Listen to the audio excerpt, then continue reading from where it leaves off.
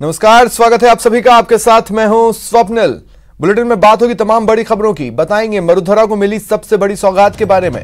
साथ ही बात होगी बसपा विधायकों के विलय की भी, जिसे लेकर आज सुप्रीम सुनवाई होनी है। और बात देश में बढ़ रहे एक नए खतरे की होगी जो प्रदेश के 27 जिलों को प्रभावित कर रही है। और बताएंगे सबसे बड़े अभियान के बारे में जो कल होने वाला है। लेकिन शुरुआत करेंगे इस वक्त की बड़ी खबर से। खबर बसपा विधायकों के विलय मामले से जुड़ी हुई है। बसपा विधायक जो कि कांग्रेस विधायक दल में शामिल हो गए थे, कांग्रेस में विलय का जो मामला है, विधायकों ने पुनर्विचार याचिका दाखिल की। स्पीकर के सामने पुनर्विचार याचिका दाखिल की है। हाईकोर्ट ने याचिका दाखिल करने के निर्देश दिए थे। स्पीकर पर हमें भरोसा नहीं, ये कहना है पार्टी का, बसपा का। बसपा विधायकों के कांग्रेस के विलय का मामला एक बार फिर से स्पीकर के सामने पहुंचा है। बहुजन समाज पार्टी ने आज मामले को लेकर स्पीकर के सामने पुनर्विचार याचिका दाखिल की। पार्टी के जो प्रदेश अध्यक्ष हैं भगवान सिंह बाबा, वो आज अपने वकीलों के साथ विधानसभा पहुंचे हैं और याचिका दाखिल की है। गौरतलब है हाईकोर्ट ने स्पीकर के सामने पुनर्विचार याचिका दाखिल करने के निर्देश दिए थे और स्पीकर को 3 महीने में याचिका के निस्तारण के लिए कहा था।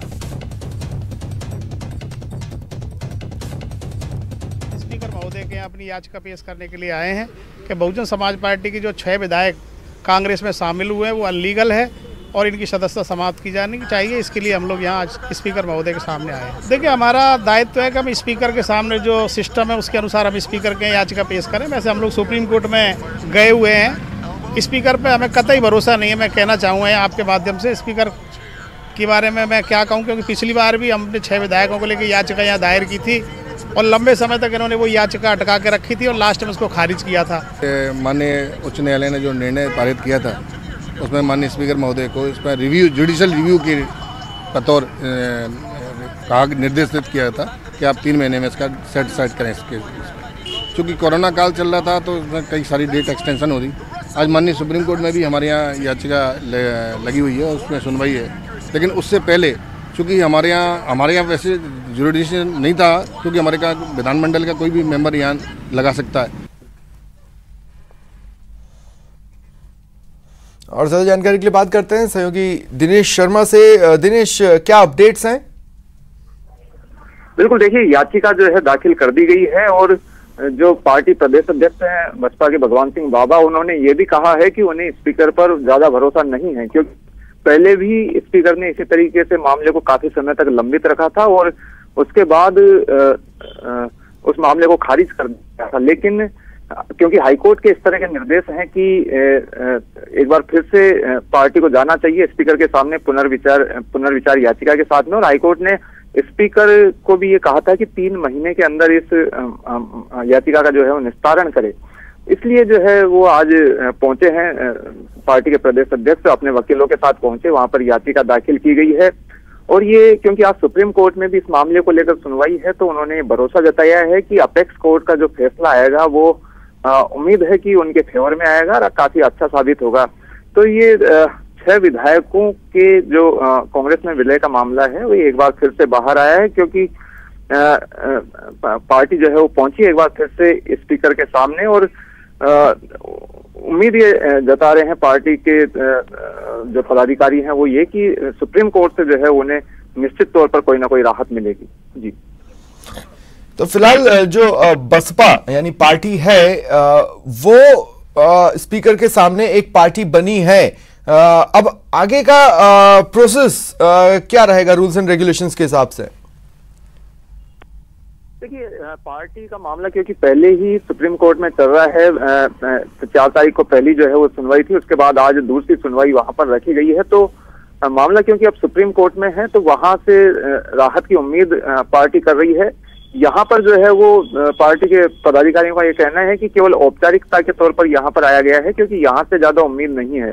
चुनौती जो दी गई थी वो इस मामले को लेकर की जो पार्टी के 6 विधायक है वो ये कहकर गए थे कि उन्होंने पार्टी का विलय कांग्रेस में कर दिया है, जबकि पार्टी के जो अध्यक्ष हैं उनका ये कहना है कि पार्टी का कोई विलय नहीं हुआ, बल्कि विधायक जो गए और जब तक पार्टी की सहमति नहीं हो तब तक इस तरह का विलय अवैध है। तो ये मामला क्योंकि पहले भी जब सियासी संकट हुआ उस दौरान भी काफी उठा, और उससे पहले राज्यसभा चुनाव जब हुआ उससे पहले भी हाईकोर्ट में पहुंची थी बसपा, लेकिन राहत जो है वो अभी तक बसपा को नहीं मिल पाई है। शुक्रिया दिनेश तमाम बातचीत के लिए। और इसी मामले में यानी बसपा विधायकों के विलय मामले में सुप्रीम कोर्ट में भी आज सुनवाई होनी है।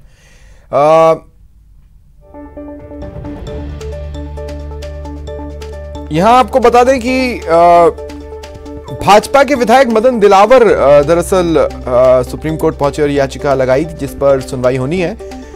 बसपा विधायकों के कांग्रेस में विलय पर यह याचिका मदन दिलावर ने दायर की, उस पर आज सुप्रीम कोर्ट में सुनवाई होनी है। और ज्यादा जानकारी के लिए बात करते हैं सहयोगी सुशील पांडे से। सुशील, कितने बजे के लिए सुनवाई टेबल्ड है? आज देखिए स्वप्निल, आपको ताजा अपडेट दे दूं कि इस पूरे मामले पर सुप्रीम कोर्ट में फिलहाल सुनवाई हो चुकी है। 12:30 बजे के बाद सुनवाई होनी थी, यानी कि 10 से 15 मिनट इस पूरे मामले की सुनवाई चली। और इस सुनवाई के दौरान सुप्रीम कोर्ट ने जो बीएसपी की तरफ से याचिका दाखिल की गई थी सुप्रीम कोर्ट में, उनकी दलीलों पर सुनवाई करते हुए ये एक बार फिर कहा कि इस पूरे मामले में आपको डबल बेंच में कहीं ना कहीं याचिका दाखिल करनी चाहिए। लेकिन सुप्रीम कोर्ट में साफ तौर से ये कहा गया बीएसपी की तरफ से कि चूंकि बीएसपी नेशनल पॉलिटिकल पार्टी है और विलय का जो फैसला है वो राज्य की यूनिट नहीं कर सकती है जब तक राष्ट्रीय इकाई की पार्टी इस मामले में विलय ना कर ले। और इसी आधार पर फिलहाल सुप्रीम कोर्ट ने मामले की सुनवाई भी की है और सुप्रीम कोर्ट ने स्पीकर राजस्थान और बीएसपी के 6 विधायकों को नोटिस जारी कर जवाब तलब किया है। 4 हफ्ते के बाद सुप्रीम कोर्ट इस पूरे मामले पर दोबारा सुनवाई करेगा, लेकिन बहरहाल इस पूरे मामले पर सुनवाई के लिए सुप्रीम कोर्ट राजी भी हो गया है और सुप्रीम कोर्ट ने नोटिस भी जारी किया है। याचिका स्वीकार कर ली गई है। सुशील, आपने जो टेक्निकलिटी बताई जिसको ग्राउंड बनाया गया आज सुनवाई के दौरान, उस टेक्निकलिटी को अगर थोड़ा आप समझा पाए। देखिए, बीएसपी की तरफ से मुख्य जो दलील थी वो यही थी कि जो 6 विधायकों की तरफ से विलय किया गया है उनके विलय को लेकर जो बीएसपी की जो पार्टी है उसको विरोध है और इसीलिए उन्होंने सुप्रीम कोर्ट का दरवाजा खटखटाया था। इससे पहले वो हाईकोर्ट गए थे, लेकिन हाईकोर्ट की तरफ से ये साफ तौर से उनकी याचिका को खारिज किया गया और ये कहा गया कि इस पूरे मामले में वो स्पीकर के पास अयोग्यता को लेकर बात करें। लेकिन बीएसपी की तरफ से ये बार बार आरोप लगाया जा रहा था कि जो राजस्थान के स्पीकर हैं उनके द्वारा इस मामले में कोई भी कदम नहीं उठाया जा रहा है। चूंकि वो पार्टी के नहीं है इसलिए उनको गंभीरता से स्पीकर नहीं ले रहे हैं और इसीलिए वो सुप्रीम कोर्ट आए हैं। सुप्रीम कोर्ट ने भी ये कहा था कि चूंकि ये पूरा मामला हाईकोर्ट देख रहा है तो बेहतर है कि आप हाईकोर्ट अप्रोच करें, लेकिन उनकी तरफ से ये कहा गया कि हाईकोर्ट से उन्हें राहत नहीं मिली है, इसीलिए उन्होंने सुप्रीम कोर्ट का दरवाजा खटखटाया। बीएसपी की एक और दलील थी, वो ये थी कि उन्होंने साफ तौर से कहा कि जो बीएसपी पार्टी है वो नेशनल पॉलिटिकल पार्टी है और विलय का फैसला राज्य की यूनिट नहीं कर सकती, यानी कि जो स्टेट बीएसपी के जो पदाधिकारी हैं वो फैसला नहीं कर सकते हैं कि वो किसी दूसरी पार्टी में विलय कर सकते हैं या नहीं विलय कर सकते हैं जब तक कि राष्ट्रीय इकाई की जो पार्टी है वो विलय ना कर ले। और इसी आधार पर उन्होंने सुप्रीम कोर्ट का दरवाजा खटखटाया है। सुप्रीम कोर्ट ने भी ये माना है कि इस पूरे मामले में जो याचिका है उस पर विचार करने की आवश्यकता है और इसीलिए दूसरे पक्ष को सुनने के लिए भी सुप्रीम कोर्ट ने नोटिस जारी किया है। वैसे में देखना होगा कि तमाम जो शुक्रिया तमाम जानकारी के लिए।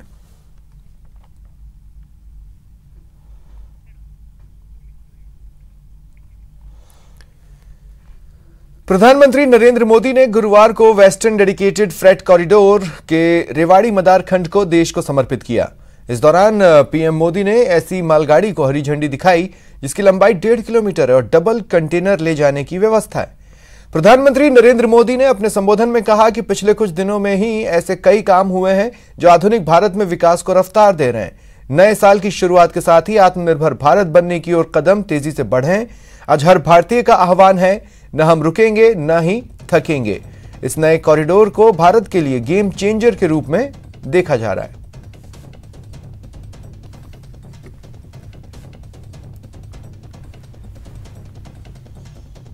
डेडिकेटेड फ्रेट कॉरिडोर का 306 किलोमीटर लंबा ये कॉरिडोर देश को समर्पित हुआ है। हरियाणा के न्यू अटेली से राजस्थान के न्यू किशनगढ़ के लिए पहली डबल स्टेक कंटेनर मालगाड़ी रवाना की गई है।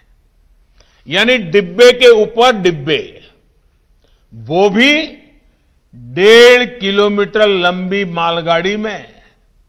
ये अपने आप में बहुत बड़ी उपलब्धि है।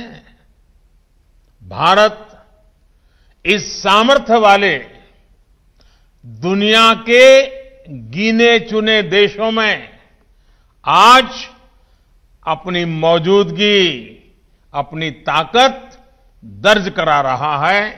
भारत उसमें शामिल हो गया है। माननीय प्रधानमंत्री जी, आपके कर कमलों द्वारा आज वेस्टर्न डेडिकेटेड फ्रेट कॉरिडोर के इस 306 किलोमीटर लंबे न्यू रेवाड़ी न्यू मदार सेक्शन को राष्ट्र को समर्पित किया जाएगा। रेवाड़ी से मदार खंड का आज राष्ट्र को समर्पण। तब अटेली व किशनगढ़ स्टेशनों से मालगाड़ियों का फ्लैग ऑफ, वो भी 1.5 किलोमीटर लंबी रेलगाड़ी डबल डेकर के रूप में चलना, मैं समझता हूं कि सभी के लिए आज बधाई का समय है। और जिस प्रकार से इसका इतिहास रेलवे का बना है, ये कोई मामूली बात नहीं। पंडित नेहरू के वक्त में जब ये शुरुआत हुई थी, उनकी दूरदृष्टि थी कि उस वक्त में तो रेलवे के लिए चाहे इंजन हो चाहे डब्बे हो, सब बाहर से आते थे, इंपोर्ट होते थे। उनकी दूरदृष्टि थी कि उन्होंने जिस प्रकार से बड़े बड़े वाहन कल कारखाने बनाए, उसी रूप में उन्होंने रेलवे पे ध्यान दिया कि रेलवे के किस प्रकार से डब्बे इंजन यहाँ बनने लगे। प्रधानमंत्री नरेंद्र मोदी ने वेस्टर्न डेडिकेटेड फ्रंट कॉरिडोर यानी WDFC के रेवाड़ी मदार खंड को देश को समर्पित किया। इस दौरान पीएम मोदी ने ऐसी मालगाड़ी को हरी झंडी दिखाई जिसकी लंबाई 1.5 किलोमीटर है और डबल कंटेनर ले जाने की व्यवस्था है। इस दौरान पीएम मोदी ने कहा कि पिछले कुछ दिनों में ही ऐसे कई काम हुए हैं जो आधुनिक भारत में विकास को रफ्तार दे रहे हैं। वेस्टर्न डेडिकेटेड फ्रेट कॉरिडोर का 306 किलोमीटर लंबा ये कॉरिडोर देश को समर्पित हुआ है। हरियाणा के न्यू अटेली से राजस्थान के न्यू किशनगढ़ के लिए पहली डबल स्टेक कंटेनर मालगाड़ी रवाना की गई है। यानी डिब्बे के ऊपर डिब्बे, वो भी 1.5 किलोमीटर लंबी मालगाड़ी में। ये अपने आप में बहुत बड़ी उपलब्धि है। इस कार्यक्रम में पीएम मोदी के अलावा सीएम अशोक गहलोत भी मौजूद रहे। उन्होंने कहा कि रेलवे का विकास ही देश का विकास है। रेवाड़ी से मदार खंड का आज राष्ट्र को समर्पण। तब अटेली व किशनगढ़ स्टेशनों से मालगाड़ियों का फ्लैग ऑफ, वो भी 1.5 किलोमीटर लंबी रेलगाड़ी डबल डेकर के रूप में चलना, मैं समझता हूं कि सभी के लिए आज बधाई का समय है। Western dedicated freight corridor new Rewari Madar खंड हरियाणा और राजस्थान में आता है। इस पूरे कॉरिडोर में 9 नए मालवाहक गलियारा स्टेशन हैं। इनमें 3 junction station new Rewari, new Ateli और न्यू फुलेरा हैं। रेलगाड़ियों की आवाजाही शुरू हो जाने से हरियाणा के रेवाड़ी, मानेसर, नारनौल, फुलेरा और राजस्थान के किशनगढ़ की औद्योगिक इकाइयों को काफी फायदा होगा।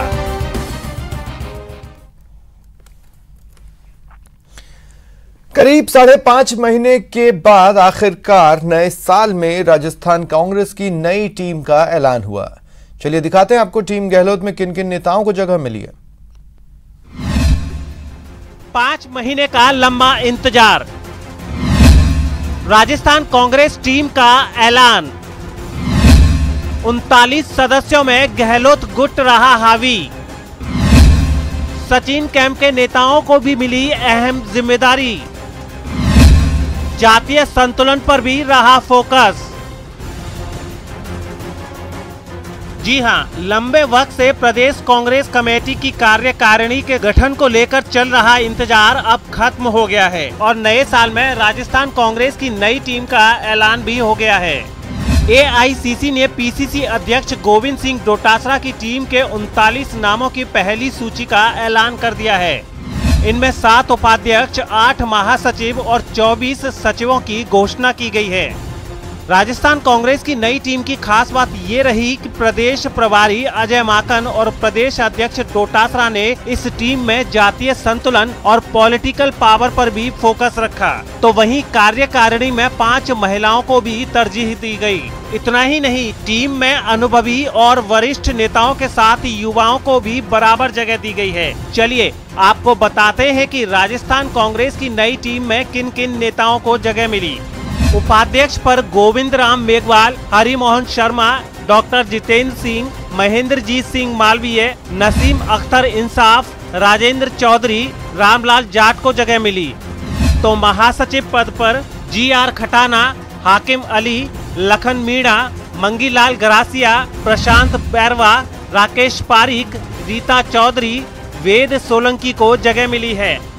वहीं सचिव पद की जिम्मेदारी भूराराम सिरवी, देशराज मीणा, गजेंद्र सांखला, जसवंत गुर्जर, जिया और रहमान, ललित टूनवाल, ललित यादव, महेंद्र खेड़ी, महेंद्र सिंह गुर्जर, मुकेश वर्मा, निम्मा राम गरासिया, फूल सिंह ओला, प्रशांत शर्मा, प्रतिष्ठा यादव, पुष्पेंद्र भारद्वाज, राजेंद्र मूंद, राजेंद्र यादव, राखी गौतम, राम सिंह करवा, रवि पटेल, सचिन सारवते, शोभा सोलंकी, श्रवण पटेल, विशाल सिंह जांगड़ को जगह मिली है। जाहिर है 5 महीने बाद ही कार्यकारिणी की घोषणा हुई, लेकिन राजस्थान कांग्रेस की नई टीम में सीएम अशोक गहलोत समर्थकों का दबदबा रहा, तो 25% सचिन पायलट समर्थक नेताओं को तरजीह दी गई है। जयपुर से न्यूज़ 18 के लिए गोवर्धन चौधरी की रिपोर्ट। कांग्रेस की नई कार्यकारिणी में वैश्य समाज को प्रतिनिधित्व नहीं मिला है। इसे लेकर कांग्रेस के पूर्व महासचिव गिरिराज ने कहा कि कार्यकारिणी में चूक हुई है, जबकि पिछली कार्यकारिणी में वैश्य समाज के 10 पदाधिकारी थे। परिवार है, निश्चित रूप से चूक हुई है और उसका संशोधन भी होगा। पिछली कार्यकारिणी में 8 से ज्यादा वैश्य समाज के पदाधिकारी थे, उपाध्यक्ष, जनरल सेक्रेटरी। कांग्रेस के अंदर जो कार्यकारिणी आई है, आप लोगों ने उसमें देखा होगा, करीब 15 के करीब समाजों को प्रतिनिधित्व मिला है। ठीक है, कहीं अगर चूक हुई है तो संशोधन होकर दुरुस्त हो जाएगी। राजस्थान कांग्रेस की नई टीम को लेकर परिवहन मंत्री प्रताप सिंह खाचरियावास ने बयान दिया। कहा, सभी वर्गों को साधने की कोशिश की गई है, लेकिन फिर भी राजपूत समाज को उचित प्रतिनिधित्व नहीं मिल पाया। उन्होंने कहा, इसे लेकर पार्टी को ध्यान दिलाऊंगा। राजस्थान में राजपूतों का बड़ा सम्मान है, हर जाति का सम्मान है और मैं सबका सम्मान करता हूं, लेकिन आपने जो बात उठाई है उस बात पर निश्चित रूप से मैं पार्टी स्तर पर, यदि राजपूत हो या कोई और भी जाति हो, यदि किसी भी जाति को ये लगता है कि हमारे लोग कम आए, तो मैं निश्चित रूप से पूरी बात करूंगा और बात करके कोशिश मेरी ये रहेगी कि उनको प्रतिनिधित्व मिले। जो समाज जिनको पूरा प्रतिनिधित्व नहीं मिला है, अभी तक तो मेरे से उनकी बात नहीं हुई थी, लेकिन मैं निश्चित रूप से अजय माकन जी से भी बात करूंगा, मुख्यमंत्री गहलोत साहब से भी बात करूंगा। डोटासरा जी ने मेरे से इस कार्यकारिणी से पहले बात नहीं की थी और अब उनके जब कार्यकारिणी आ गई तो मैं आगे बढ़कर उनसे बात करूंगा। सबको साथ, हर जाति धर्म के लोगों को साथ में लेकर चलना कांग्रेस की जिम्मेदारी है। सबको सम्मान देंगे, सबका सम्मान सुरक्षित रखेंगे। देखिए, हम लोग तो शुरू से एक बात कर रहे हैं, कोई कैंप नहीं है, एक ही कैंप है, सोनिया राहुल कैंप। और जो कार्यकारिणी में आए हैं वो भी, जो मंत्रिमंडल में हैं वो भी, जो किसी पद पर नहीं है वो भी, चाहे एमएलए हों, एमपी हों, चाहे साधारण कार्यकर्ता हों, चाहे पदाधिकारी हों, सारे लोग, पूरी कांग्रेस राजस्थान की सोनिया राहुल कैंप की सदस्य है।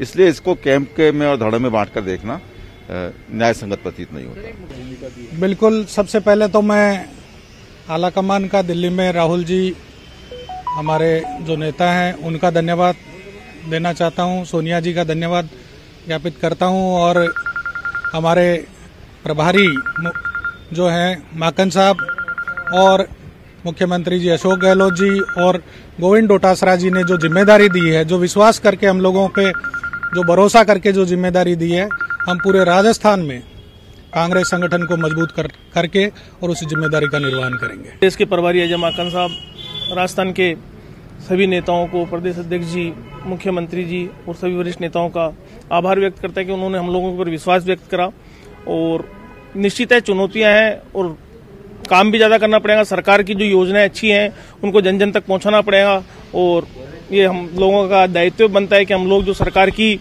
बहुत महती योजनाएं जिनको हम आम जन तक पहुंचा के उस पार्टी का मजबूत कर सके जनाधार। नई कार्यकारिणी को लेकर सीएम गहलोत ने ट्वीट किया। उन्होंने लिखा, राजस्थान प्रदेश कांग्रेस कमेटी की कार्यकारिणी के लिए कांग्रेस प्रेसिडेंट श्रीमती सोनिया गांधी जी को धन्यवाद।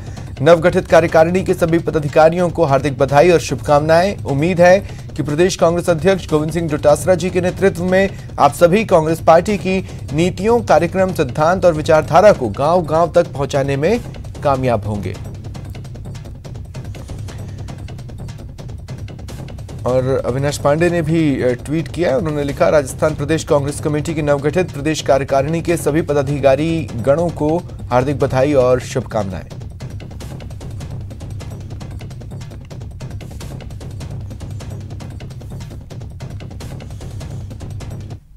और वक्त एक ब्रेक का है। ब्रेक पर जाने से पहले एक इंफॉर्मेशन है। कोविड-19 महामारी ने परस्पर निर्भरता की भावना को सुदृढ़ किया है, जिससे पूरा देश इस विपत्ति का एकजुट होकर मुकाबला कर सके।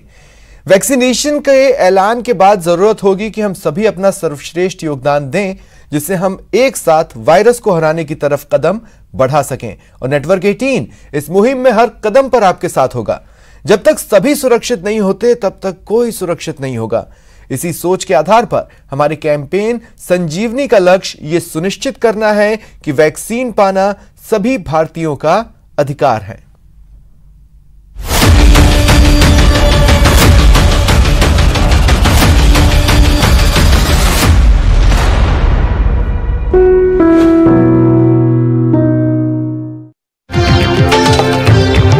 जोधपुर से बड़ी खबर है। क्रिकेट प्रेमियों को बड़ी सौगात। इंटरनेशनल और आईपीएल मैचेस की कवायद, यानी ये मैचेस प्रदेश में जयपुर से इतर भी कहीं हो सके, इन्हें लेकर कवायद है। बरकतुल्ला स्टेडियम तैयार किया जा रहा है। इंटरनेशनल लेवल की तर्ज पर इसे तैयार किया जाना है। आज आरसी अध्यक्ष वैभव गहलोत वहां पहुंचे और निरीक्षण किया। बरकतुल्ला खान स्टेडियम की तैयारियों कोई एक तरह से उन्होंने इस निरीक्षण के दौरान समीक्षा की।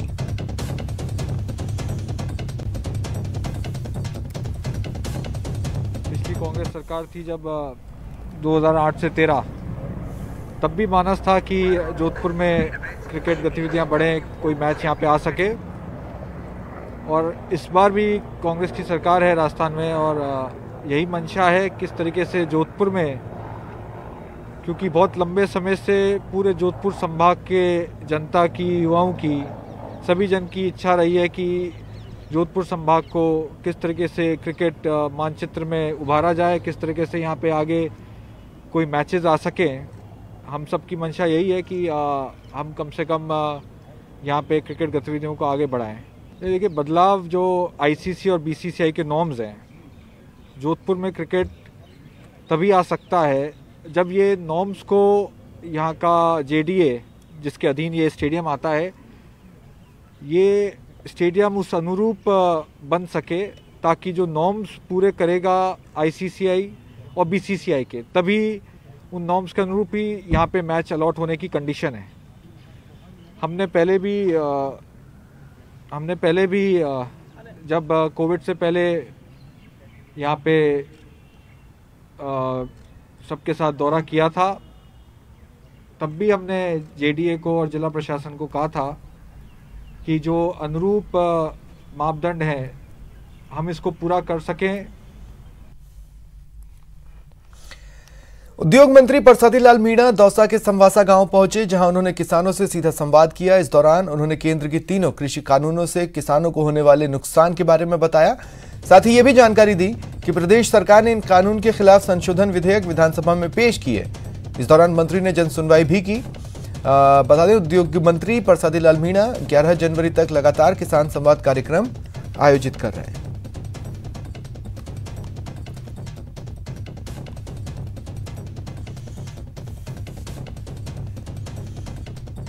जो जनसंघ 1 साल तक कोविड के कारण जनता से सीधा संपर्क नहीं हो पाया, उसी के लिए हमारी सरकार ने फैसला किया है कि हर विधायक, हर मंत्री अपनी कॉन्स्टिट्यूंसी में जाके जन समस्याओं को सुनेगा किसानों से इन बिलों के बारे में भी सीधा संवाद करेंगे।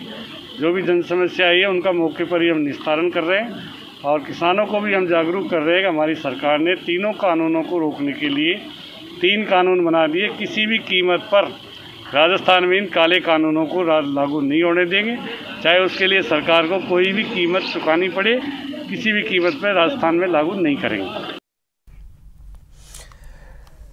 अब बात करते हैं बीकानेर की, जहां इंसानियत शर्मसार हुई। यहां 6 साल की बच्ची के साथ एक दरिंदे ने दुष्कर्म किया। आरोपी की गिरफ्तारी की मांग को लेकर लोगों ने रामपुरा बाईपास जाम किया। लोगों ने सड़क पर बैठकर अपना आक्रोश जताया। मौके पर पहुंची पुलिस ने लोगों को समझाने की कोशिश की। बता दें, बच्ची का इलाज पीबीएम हॉस्पिटल में चल रहा है।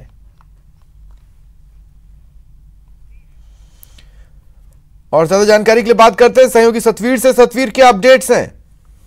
जी बिल्कुल, आपको बता दूं कि देर रात एक 6 वर्षीय बच्ची के साथ में जो दुष्कर्म का जो मामला है वो सामने आया था और इसमें अभी पुलिस ने करीब आधा जो लोग हैं उनको जो राउंड अप किया है और फिलहाल उनसे जो पूछताछ है वो की जा रही है। पुलिस अधिकारियों का कहना है कि वो जल्दी आरोपी की जो गिरफ्तारी है वो कर लेंगे। फिलहाल लोगों में इस घटना के बाद में काफी आक्रोश है। आज उन्होंने रामपुरा बाईपास पर जो जाम है वो लगा दिया, जिसके बाद तुरंत पुलिस के अधिकारी मौके पर पहुंचे और उन्हें समझाइश का जो प्रयास है वो यहाँ पर किया गया। आपको बता दूं कि देर रात हुई इस घटना के पास जहां बच्ची का घर था उसके पास में एक दुकान पर सीसीटीवी कैमरे में भी आरोपी और उसके साथ में जो बच्ची है वो जाते हुए दिखाई दिए हैं। तो उन्हीं सीसीटीवी फुटेज के आधार पर जो पुलिस है वो पूरे मामले की यहाँ पर जांच कर रही है। फिलहाल आधा दर्जन जो लोग हैं उन्हें यहाँ पर संदिग्धता के तहत संदेह के आधार पर अपनी राउंड अप किया है और अब पुलिस ये जल्दी कर रही है कि जल्दी जो आरोपी हैं उन्हें गिरफ्तार कर लिया जाएगा। लेकिन अगर नया थाना इलाके की बात कर लें तो 2 दिन पहले भी ग्रामीण बैंक के अंदर जो बदमाश थे उन्होंने लूट की वारदात को अंजाम दिया था। उसके एक दिन बाद में इस तरह की जो शर्मनाक जो घटना है वो सामने आई है। ऐसे में पुलिस पर काफी दबाव यहाँ पर देखने को मिलेगा और पुलिस पूरी तरीके से माना जा सकता है कि इस 2 मामले बड़े आ गए हैं। तो ऐसे में उम्मीद की जा सकती है कि जल्दी जो आरोपी है उन्हें सलाखों के पीछे पहुंचाएगी ताकि जो आम जन है वो पूरी तरीके से जो पुलिस पर विश्वास कर सके। तो अभी भी जाम लगा हुआ है? अभी फिलहाल लोगों ने अभी जाम लगा ही रखा है। उनका कहना है कि जब तक आरोपी गिरफ्तार नहीं होगा जब तक वो अपना जाम नहीं हटाएंगे। लेकिन समझाइश का जो प्रयास है वो किया जा रहा है। पुलिस कह रही है कि जल्दी उन्हें जो गिरफ्तार है वो कर लिया जाएगा। ऐसे में उम्मीद है कि जल्दी जो जाम तो हट जाएगा, लेकिन उन्होंने साफ तौर पर चेतावनी दी कि अगर आरोपी गिरफ्तारी नहीं होती है तो वो कचहरी की तरफ जो कूच है वो यहाँ पर करेंगे और उसकी जिम्मेदारी प्रशासन की होगी। चलिए, शुक्रिया तमाम जानकारी के लिए। आप नजर बनाए रखें।